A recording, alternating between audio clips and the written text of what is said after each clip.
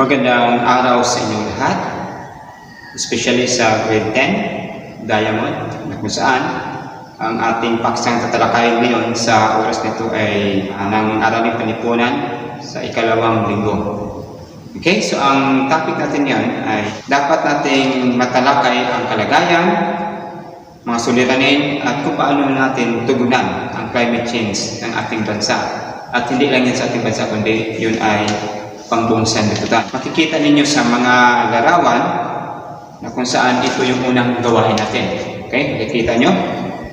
Bigyan ng pagpapaliwanag ang mga sumusunod ng mga larawan. Tukuyin ang mga maaring sanhi ng kaganapan na makikita natin sa larawan. O itong unang larawan nakikita natin na sira-sira ang mga bahay, tapos yung mga punong kahoy ay wasak na wasak. So yun po ay sanhi ng malakas na bagyo. Okay, sa pangalawang larawan naman, ano ang nakikita natin? Yun ay napakalaking alon galing po sa dagat. At yan ang nag-wash up ng maraming mga kabahayan, maraming mga ari-arian, mga sasakyan. So yun po ang sanhi ng kalikasan at kung saan pag hindi natin inalagaan ang ating kalikasan. Kaya sa baba, so tingnan niyo sa baba kung saan ilagay niyo kung ano ang sanhi. So nakita niyo sa larawan na wasak yung mga bahay, mga gusali, pati ang mga punong kahoy. Ano ba ang sanhi niyan? At ganoon din sa ikalawang larawan na niyo nakita kung ano ang sanhi. Bakit nagkaroon ng ganyang problema sa ating kapaligiran? Kaya ano ba ang climate change? Ang climate change ay ang paglihis ng takbo ng klima mula sa nakasanayang pattern ng klima na nagtala daang taon na ang nakalipas simula noong ika-20 siglo. Naipamalas ito sa maraming parang tulad ng mas maagang pagdating ng tag-init o taglamig. So pansinin natin, kahit hindi pa panahon ng tag-init, napakainit ang panahon. At kahit hindi pa panahon ng tag-ulan, kay taglamig, parang biglang nagbabago ang panahon. Kaya ang tawag doon ay climate change, na kung saan mas matinding kalagayan ng panahon at malaking pagbabago sa takbo nito. So halimbawa, maaaring makaranas ang Saudi Arabia ng isang disyerto, na ang disyerto ay may niebe. Samantala ang Pilipinas ay maaaring makaranas din naman ng maagang mahabang panahon ng tagtuyo o kaya ay tag-init. Doon siya ng napakalakas na buhos ng ulan. So malaking suliranin nga ang climate change sa ating bansa ay sa buong mundo. Ito kasi ang nararanasan ng lahat ng mga tao. So pag-usapan natin ngayon dito kung ano ba ang sanhi ng climate change. Bakit nagkaroon ng climate change sa ating bansa? So ang climate change ay napalulubha ng global warming o ang patuloy na pagtaas ng pangkalahatang temperatura ng daigdig natin. Okay, ang isang greenhouse gas ay gas compound na sumasagap ng init ng araw at inilalabas ito bilang infrared radiation na naiipon sa ibabaw ng daigdig. Halimbawa, kung ikaw ay nakaranas na pumasok sa loob ng kotse pag may sasakyan ka o sa loob, kahit man lang sa loob ng bahay. Tapos, habang nasa loob ka ng kotse o kaya sa loob ka ng bahay, ikaw ay nabilad sa araw ng matagal na oras. Papansin mo na mainit ang loob ng bahay o loob ng kotse. Pansin nyo, kung ang kotse mo ay may aircon, tapos pinatay mo yung makina, pinatay mo rin yung aircon, then ikaw ay ikaw ay lumabas, tapos nang pumasok ka doon, napakainit ang loob ng sasakyan na yun. Kaya pagbukas mo, lumalabas din yung napakainit na hangin. Pag hawakan mo lahat na nandoon sa loob, napakainit nga. So ang init na ito ay tinatawag na infrared radiation na hindi agad na ilabas sa kotse. Ganito ang greenhouse effect na nangyayari sa daigdig natin. Problema, nasisira na yung ozone layer natin. Paano siya sinisira? Sa pamamagitan ng pagsusunog o pagsisiga. Tapos yung mga ginagamit sa mga sasakyan, yung aircon, yun ay nakakasira ng ating ozone layer. Tapos ang mas malala po doon, yung lahat ng mga chemicals na ginagamit natin. Okay, so yun ang mga dahilan bakit mas nasisira ang ating ozone layer. Diretso na tayo dito sa ikalawang gawain.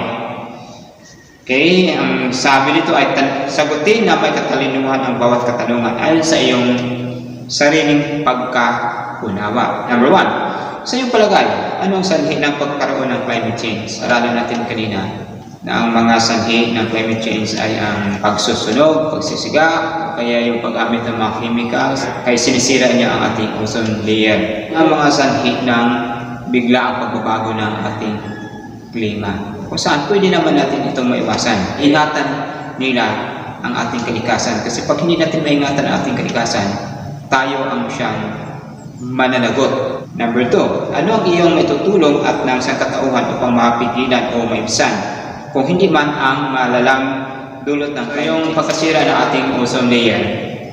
Hindi na natin talaga maiwasan yan. Okay, yung sa pangatlo naman, ano naman ang magiging epekto kapag hindi natin magapan ang paglalang ng climate change ng ating bansa? So alam natin kung ano ang magiging epekto. So hindi pa panahon ng tag-ulan, napakalakas na ng ulan. So pag malakas ang ulan, ano mangyayari? Ang Bulacan ay kasama tayo doon lapit sa baha. Kasi ang Pampanga, yan, bahaing lugar yan. So tayo sa Bulacan, bahaing lugar din ito. Kung malakas ang buhos ng ulan at walang exit ang baha sa ating lugar, at ang mangyayari, maraming kabahayan ang masisira.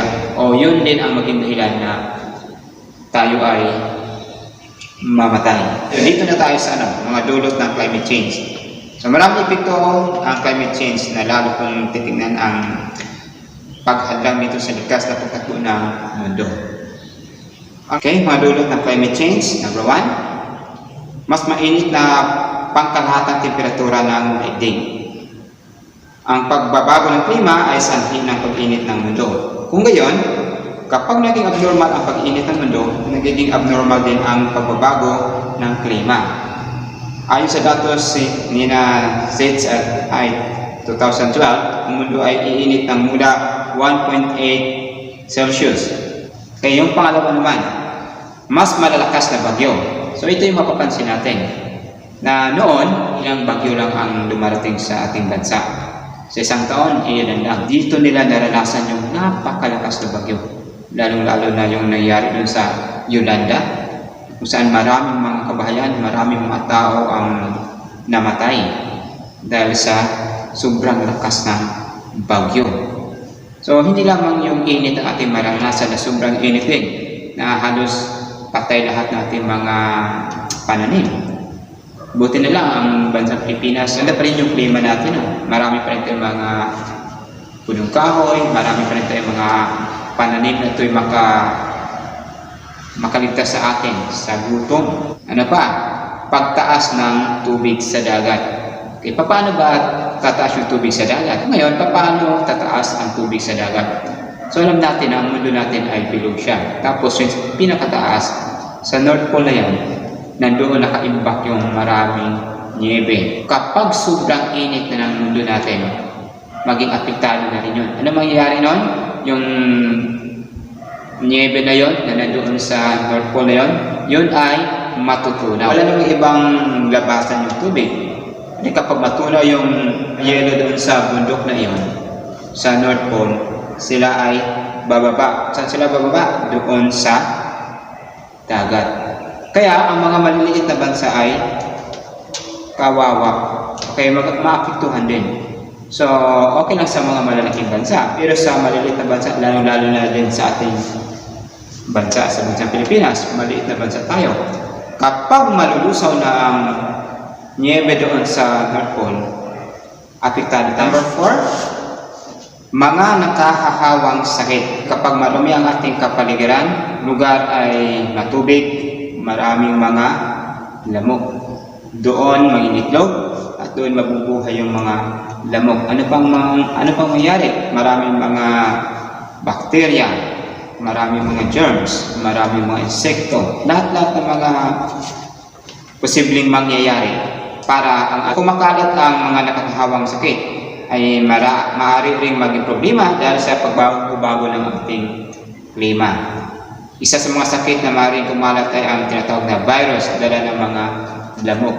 So napansin natin ngayon sa ating kapanahonan ngayon, di ba naranasan natin ang pandemic nito, yung virus na yan.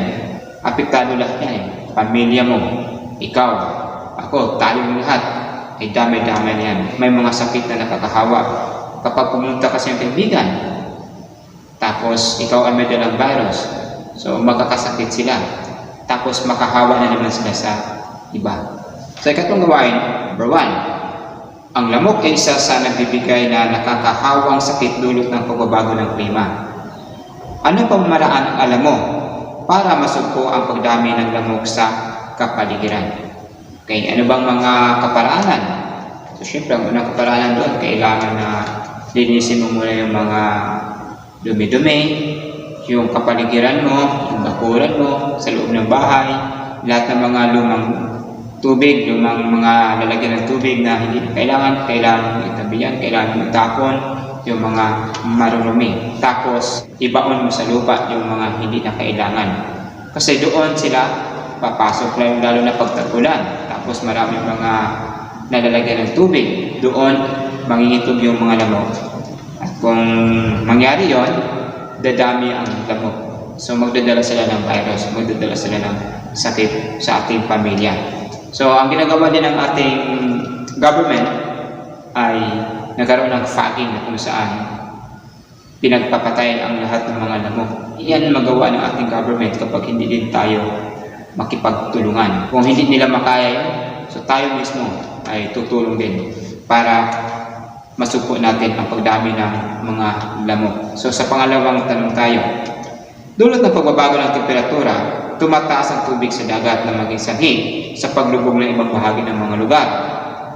Ano ang iyong magagawang hakbang kung ikaw ay nasa pamahalaan? Okay, kung ikaw ay nasa pamahalaan, syempre ikaw ay mayroong tatawag na kapangyarihan ngayon. Syempre dadaan pa rin yan sa pinakamataas. So ang gagawin mo lamang kung ikaw ay nasa pamahalaan, kailangan mong gumawa ng action. Okay? Gumawa ka ng action. Programa. Gagawa ka ng programa ng pabahay o kaya rehabilitation center na kung saan doon mo idalhin lahat ang mga mamamayan na ang kanilang kabahayan ay nasa mababang lugar. Doon sa mataas na lugar. Doon ka magpatayo ng kabahayan para maging rehabilitation center sa ating mga kababayan. Sa pangatlo na tanong, ang Yolanda ang pinakamalakas na bagyo sa buong kasaysayan ng mundo. Ano mga hakbang na pwede mong magawa bilang mamamayan para maiwasan ang ganitong trahedya? Kapag ikaw ay nasa lugar na kung saan daanan ng bagyo, ang lugar mo ay hindi safe, kung ikaw ay nasa tabing ilog, so kailangan mong lumipat sa isang lugar, sa lugar na hindi siya apektado ng tubig baha, kaya hindi ka naman apektado ng landslide, o kaya anumang mga mangyayari na ito ay dulot ng kalikasan. Kailangan advance tayo mag-isip. Bago pa mangyari yung isang bagay na yan, gawin na natin. Umpisahan na natin. Kaya marami tayong maaaring gawin para maiwasan natin ang problema. Kasi yung Yolanda ay pinakamalakas na bagyo yun. Ay mamamayan, pwede tayong lumapit sa pamahalaan o sa government natin at tayo ay hingi ng tulong. So ang government naman natin ay hindi naman tayo pababayaan kung tayo ay hingi ng tulong. Pang-apat na tanong, dulot ng mainit na temperatura, pangkalatan. Ano ang iyong maaaring gawin upang ito ay maibsan? Upang ito hindi makakapinsala ng pangkabuhayan ng tao. So, dulot sa mainit daw na temperatura. Marami na rin gumagawa na yung tinatawag na ng greenhouse. Ang gagawin natin talaga, ang pinaka-the best yan ay magtanim tayo ng punong kahoy. Sa mga magulang, pwede tayong makipagtulungan sa government, sa mga kabataan din, magtatanim tayo ng punong kahoy. So kahit pa kunti-kunti yan, subukan yung pumunta sana dito sa Bulacan, pupunta ka doon sa Kalawakan ng DRT. Noon, ng ilang mga taon na nakalipas, mga kahoy. Kumbaga, kukunti lang yung mga punong kahoy. Pero ngayon, pag pumunta ka doon, malilim na ang kapaligiran. Bakit? Kasi nagsisulputan yung mga punong kahoy, tumubo na yung maraming mga punong kahoy. Kaya yun din ang isang magandang bagay na pwede natin magawa. Sa loob ng 1 hanggang 5 taon o hanggang 10 taon, marami ng mga punong kahoy na tutubo at lalaki, na kung saan ito ay maging protection din sa atin upang ang sobrang init ng araw ay hindi na siya makapenetrate. Number 5. So, ang sunod naman ay pagkasira ng agrikultura. So, paano ba nasira yung agrikultura natin? Lalong-lalo na sa lugar na ang hanap buhay ay pagbubukid, mga palay, okay, yung mga pananim natin.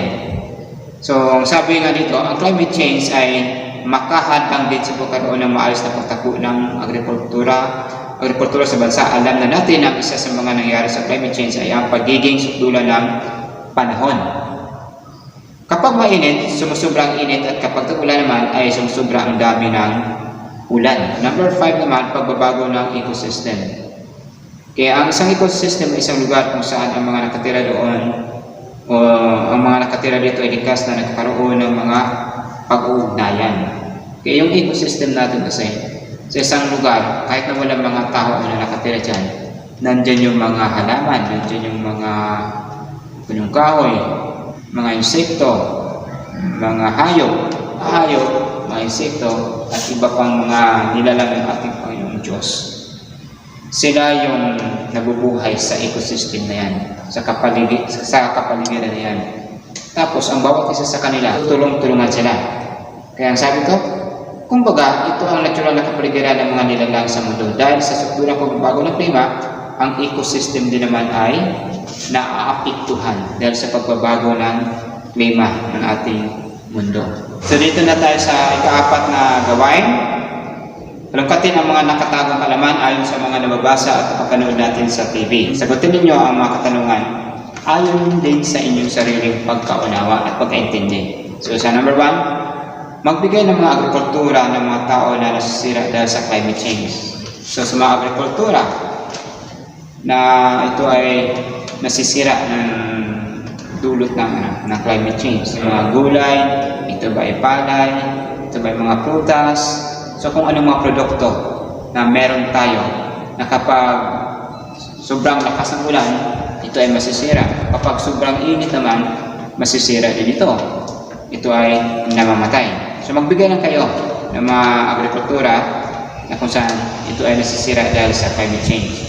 Then, sa pangalawa naman, sa pagbabago ng ecosystem, magbigay ng mga hayop, maging ibon o isda sa dagat, ang naapektuhan dahil sa climate change. So, magbigay lang kayo ng 5 o 10 na mga ibon, mga hayop na naapektuhan dahil sa pagbabago ng ating klima. Sa iba't ibang aspekto ng climate change. Sa lawak ng epekto ng climate change o pagbabago ng klima, marami ring aspekto ng buhay ng tao ang masasaklam nito. Nandiyan ang pampolitika, pang-ekonomiya, at panlipunang mga aspekto. So sa pampolitika naman tayo. Sa pampolitika naman, sa aspektong pampolitika, mayroong 3 pangunahing epekto ang sakuna. Ang mga ito ay ang pagtugon ng pamahalaan, pagpapadrino at pagpaplano. Okay? Pagtugon ng pamahalaan. So maraming tugon ang pamahalaan sa sakuna. Pamahalaan sa aspektong pampolitika ay ang pagdedeklara ng state of calamity. So yun ang ginagawa ng government natin. No? Kapag may nangyayari trahedya na sa bansa natin, kapag may malakas na bagyo, may lugar na tinamaan, ang sasabihin kaagad ng ating government, ng presidente ay state of calamity para matulungan yung mga nasalanta ng bagyo, nasalanta ng lidon, nasalanta ng baha o anumang mga pangyayari na nagkaganap sa ating kapaligiran. So, ang ating government ay tumutulong din. So, mayroong batas na naglalayong agapan ang climate change. Ito yung batas natin sa Republic Act number 9729 o Climate Change Act of 2009. So, mayroon palang batas na ipinasa doon. O sa Luzon, Visayas, Mindanao, kung may lugar doon naapektado sila dahil sa landslide, sa baha, sa bagyo, sa yudol o anumang trahedya ang nangyari sa lugar na yan, sabihin kaagad ng ating government na ang lugar na yan ay under ng state of calamity para sila ay matulungan. Okay? So dito naman tayo sa patronage o pagpapadrino. Isang negatibong epekto sa aspektong papolitika mga sakuna ay ang paglaganap ng patronage politics o sistemang padrino. Bagamat hindi masama ang pagtulong ng mga politiko tuwing oras ng sakuna, nagkakaroon ng utang na loob ang mga tao sa kanila tuwing mamimigay sila ng relief goods. So ito ang problema sa pagpapadrino, no? Kapag ikaw ay nasa posisyon natin sa government. So ang iba, kapag sila ay mamigay sa ating mga kababayan na nasalanta ng bagyo, baha, lindol o anumang mga nangyayaring sakuna, pag sila ay mamigay, di ba, makikita natin yung mga picture nila, donated by, o kaya ay malaman natin kung sino ang nagbigay. So yun ay patronage o pagpapadrino. Kung ikaw ay nasa posisyon, dapat tutulong ka. Tutulong ka sa ating mga kababayan nang walang kapalit o walang bayad. Dito naman tayo sa pagpaplano. Matapos ang pangunahing tugon sa sakuna, lumilikha ang pamahalaan ng plano upang lubos na makakaahon sa mga epekto ng sakuna ang mga tao. Sa plano ito, naglaan ang budget para sa pagkukumpuni ng mga nasisirang infrastruktura. Isinasama rin sa plano ang mga pag-rehabilitate ng mga tao na nakaranas ng trauma. Okay, so ito yung nagawa nating kapamahalaan. Kung saan kung ang mga paaralan, halimbawa sa mga estudyante na nasira yung mga paaralan, kailangan na yun ay ayusin, kumpunihin. Kung ang nasira naman ay pamilihang bayan, kailangan ninyong ayusin ang ating pamahalaan. Tutuloy yung pamahalaan natin na may makatayo tayo muli at may taguyod ang lahat ng mga kailanganin ng ating mga mamamayan. Sa pagtugon ng mga mamamayan, isa sa mga bunga ng mga sakuna ay ang pagtugon ng mga mamamayan kung saan nagbubuklod-buklod ang mga karaniwang Pilipino kapag tumugon sa mga pangailangan ng mga naapektuhan ng mga sakuna. Itong uri ng bayanihan kung saan pinagsama-sama ang mga maliliit na donasyon ng mga tao upang ibigay sa mga apektado sa sakuna. Ang climate change. Okay? Ano ang climate change? O pagbabago ng klima ay isang pangyayari na dulot ng patuloy na pag-iinit ng mundo o global warming. Ang global warming o ang pag-init ng mundo ay dulot ng mga kemikal na humahalo sa hangin na kung tawagin ay greenhouse gases. Ito ay nagresulta sa tinatawag ng mga siyentipikong greenhouse effect. Ang greenhouse effect naman ay isang sitwasyon kung saan kinukulong ng ilang mga kemikal sa atmosfera ang init ng araw na nagresulta sa pagtaas ng temperatura sa mundo natin. Mas mainit na temperatura, mas malakas na bagyo, mas mataas na tubig sa dagat, mas malalang pollution sa hangin, pagkalat ng mga nakakahawang sakit, paghadlang sa maayos na takbo ng agrikultura, at pagkasira ng ecosystem. So ikalimang gawain, tukuyin kung tama o mali ang isa ng mga sumusunod na pangusap. Ilagay lang ang tamang sagot sa space na nakalagay bago ang number. Number 1, ang pagbabago sa klima ay dulot ng polusyon na ikinakalat sa hangin. Tama ba yun? O mali? Number 2 naman, ang pamahalaan ay may malaking papel na ginagampanan sa issue ng climate change. Yes naman. Mayroong malaking ginagampanan na ating kapamahalaan sa pagbabago ng ating klima. Okay, yung pangatlo naman. Number 3, ang mga mamamayan ay kinakailangan ding makialam sa issue ng climate change. Siyempre, kapag hindi ka makialam, pabayaan mo na lang na masira ang ating kalikasan. Akala mo sila lang ang apikan, dama tayong lahat. Tayong lahat ay makipagtulungan. Okay, number 4, ang oxygen ay bahagi ng mga tinatawag na greenhouse gases. Tama ba yun? So sa ating binasa kanina, ang greenhouse gases na nakakasira sa ating kapaligiran, yun ay yung mga chemicals na sinisira niya yung ozone layer natin. Pero ang oxygen, ito ay malinis. Ito yung hinihinga natin. Number 5 na tayo. Nagdudulot ng climate change ng mas malakas na bagyo. Okay, so sa climate change, kung noon ang bagyo dati ay number 1 lang, ngayon ay nagiging number 2, number 3, number 4 hanggang number 5. Meron tayong number 6 na kung saan ang lahat ng mga kabahayan. Kapag hindi natin mapaghandaan yan, baka lilipad na yung mga bahay natin. Kaya huwag natin panalangin pa naman. Today, sa ngayon pa lang, so mag-ingat na tayo. Kasi darating din ang panahon na yan na magkaroon ng napakalakas na bagyo. Maraming tao ang mamamatay. Okay, number 6, ang CO2, ang gas na nakapagdudulot ng sakit. So, depende siya, no? Kung anong klaseng gas yan. Kung yun ay oxygen, so hindi siya nakakadulot ng sakit. Pero kung yun ay madumi, yun ay carbon dioxide, yun ay galing sa usok ng mga sasakyan, so siya ay nakakamatay. Verse 7, ang climate change isang malupang suliranin ng pamahalaan. So syempre, problema ng pamahalaan natin yan. Hindi lamang problema ng pamahalaan, kundi problema ng bawat Pilipino at bawat tao sa mundo ito. Kaya kailangan natin na malutasan yan. Kaya magkaroon tayo ng katugunan kung paano natin maiwasan yung climate change na yan. Kung hindi natin maiwasan, kailangan na mayroon tayong solusyon. Okay, number 8. Ang mga mamamayan ay dapat makiisa sa pamahalaan tungkol sa climate change. Siyempre, makiisa tayo. Huwag tayong maging others, kundi makiisa tayo. Number 9, ang ecosystem ay hindi apektado sa climate change sa mundo. Siyempre, apektado yan. Kasi lahat ng mga may buhay, mga hayop, mga halaman, sila ay nakatira sa ecosystem. So kapag sobra ang init ng araw, masisira ang ecosystem natin. So lahat ng mga may buhay ay mamamatay. Number 10, ang illegal logging ay isa sa nakakaapekto ng pagbabago ng temperatura natin. Siyempre, nakakapagbago siya. Bakit? Kasi tayo tinatawag siya na illegal logging. Kahit na legal na logging yan, na pinapayagan ng government natin na putulin yung mga punong kahoy. So ang government naman natin, may batas tungkol sa mga logging niyan. Mayroong illegal logging. Kapag sinabing illegal logging, hindi pinintulutan ng pamahalaan natin na putulin yung mga punong kahoy. Tanim ka muna ng mga punong kahoy. Tapos, kapag malaki na yung punong kahoy na itinanim mo, saka mo putulin yung mga punong kahoy na kailanganin. Pero kailangan mo humingi ng permit sa ating pamahalaan. Natapos na natin ang Joel sa loob ng isang linggo. Natapos natin na hindi pa tayo umabot ng isang oras.